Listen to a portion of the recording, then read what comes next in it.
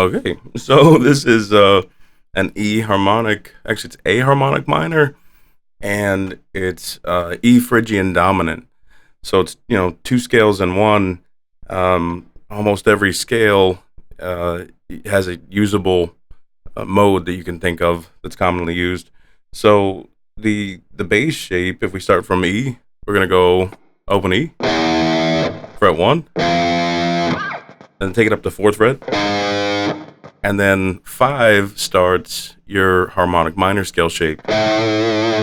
So those first couple of notes before that, open, fret 1, fret 4, those are just tonicizing the low E as Phrygian dominant. So this whole thing can be used in the context of E Phrygian dominant, where E is the tonal center, or it can be used in the context of A.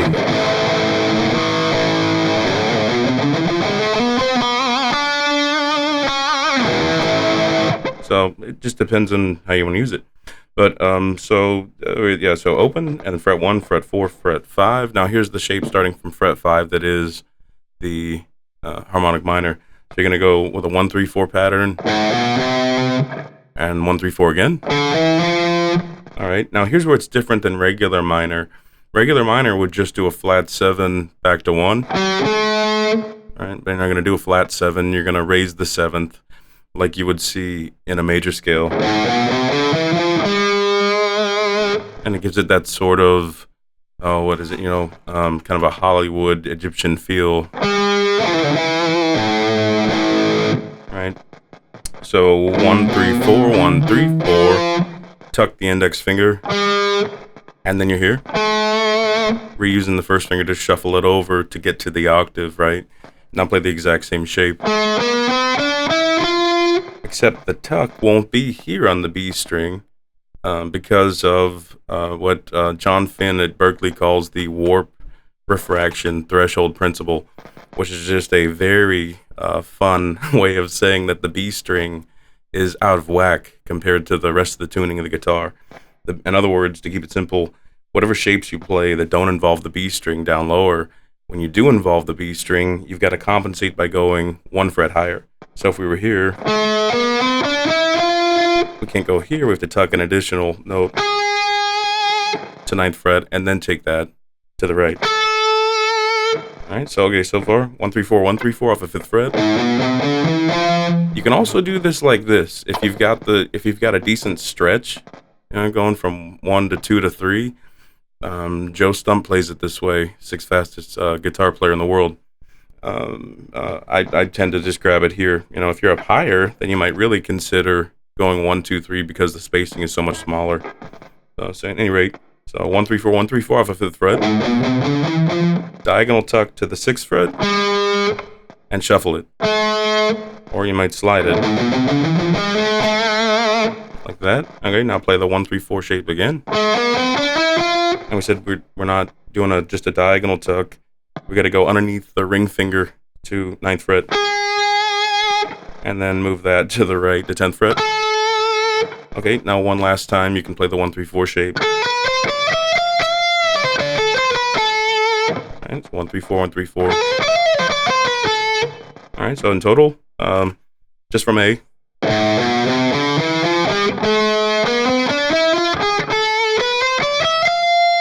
There's the shape. Now play it from the low E string.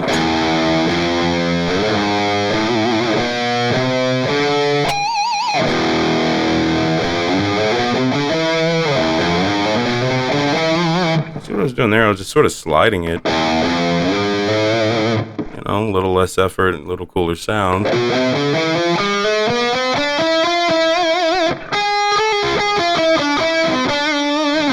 Okay, so that's pretty much it. You can see it's very dark sounding, very metal, and you might play it over something with a 1. So that's an E5 as our tonic if we're in E Phrygian dominant. Like we said, A. Should have tuned this guitar. This is fine tuning there. That D string is a little flat. And A can be the tonal center as well, and it works. So that's about it. Like I said, with the chord progression, you might do something in E to an F, which is a flat 2, used in Phrygian,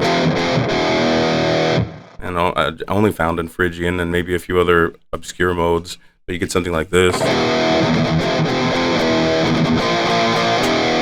So that second chord that hit was a B flat, also known as an A sharp, and that is the tritone. We're going up 3 tones to get to the B flat.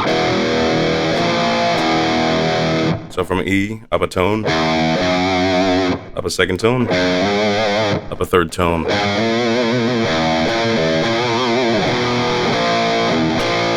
Sounds very dark, as well as the flat 2. I'm playing that with the pinky finger, you see. You can play with the ring finger. Most people are going to start off playing with the ring, and over time you might adapt to the pinky. And that's about it. One more time through from the low E.